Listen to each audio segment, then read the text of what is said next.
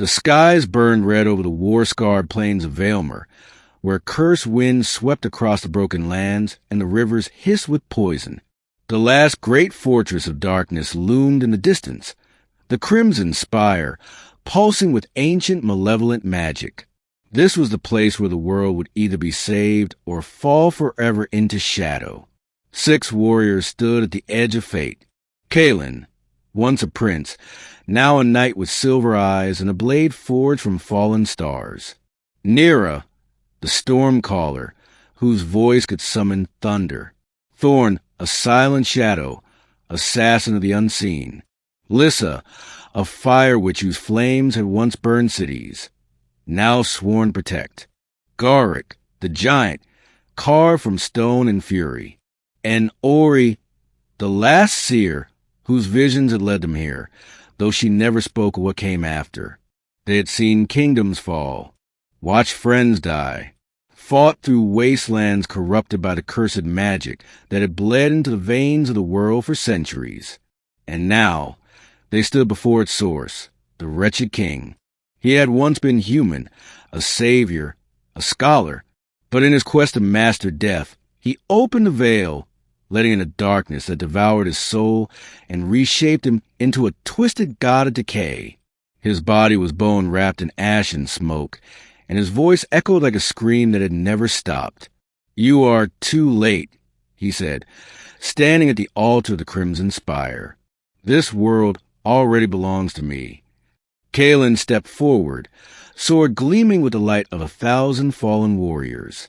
"No, it belongs to those willing to fight for it." The battle began without another word. Lightning ripped across the sky as Nera summoned a tempest to blind the king's sentinels. Garrick charged with an earth-shattering roar, fists cracking through cursed stone. Lissa hurled waves of fire to hold back the spectral beasts rising from the ground. Thorn vanished into the shadows, striking from behind, fast as thought. But the cursed magic fought back harder than any of them expected. It bent time, twisted memories, turned pain into power.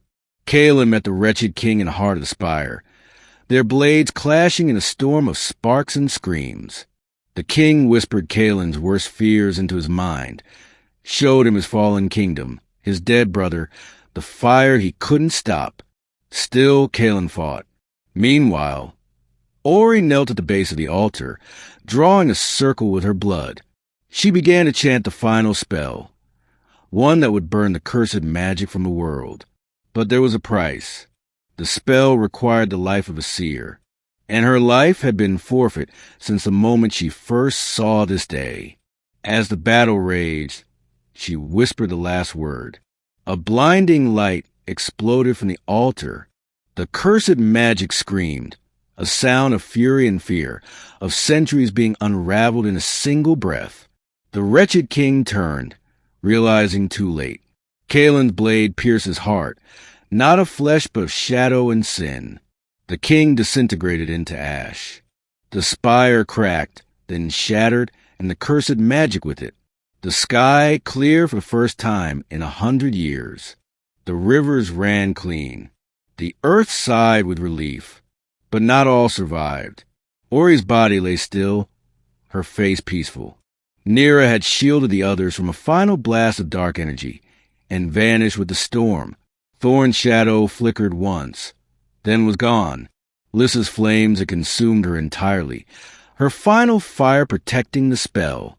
Only Kaelin and Garrick emerged from the ruins. Kaelin, weary and wounded, climbed a hill above the battlefield and placed 6 stones into the earth. Each bore a carved name. Each marked a sacrifice. Garrick stood beside him, silent. "The cursed magic is gone," the giant said finally.